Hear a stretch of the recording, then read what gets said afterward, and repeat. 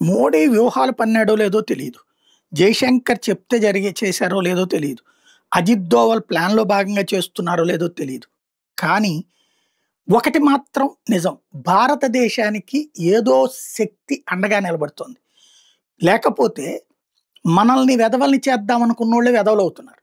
మొన్న చూడండి గ్రేటర్ బంగ్లాదేశ్ అనే ఒక మ్యాప్‌ని తయారు చేసుకొచ్చింది.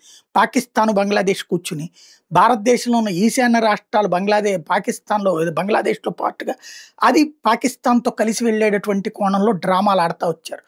అదే సమయంలో లడాక్ దగ్గర నుంచి వీటన్నిటి మీద డ్రామాలాడుతూ ఒక పెద్ద మ్యాప్ తయారు చేసి బంగ్లాదేశ్, పాకిస్తాన్ కలిపి గేమ్ ఆడినాయి.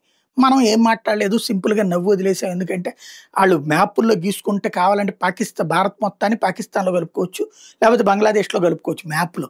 వాడు కలుపుకున్నంత మాత్రాన ఇక్కడికి కనీసం అడుగు గూడా పెట్టగలుగుతాడా? సాచి కొడితే చచ్చూరుకుంటాడు. కానీ మనమేమి హడావిడి చేయలేదు. వాళ్ళకి మళ్ళీ వాళ్ళు కోరుకున్నది ప్రచారం, అంతర్జాతీయ ప్రచారం.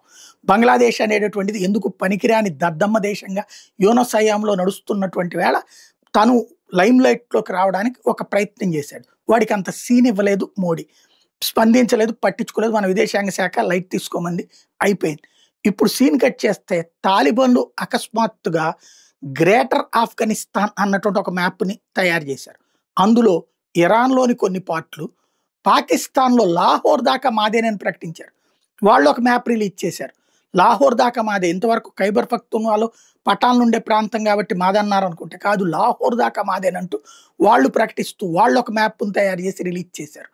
చెరపకరా చెడవు అంటే ఇదే. మనం అడగలేదు. మనల్ని దెబ్బ కొట్టాలనుకున్నోడు మరొకళ్ళ చేతుల్లో దెబ్బతింటున్నాడు, ఏడుస్తున్నాడు.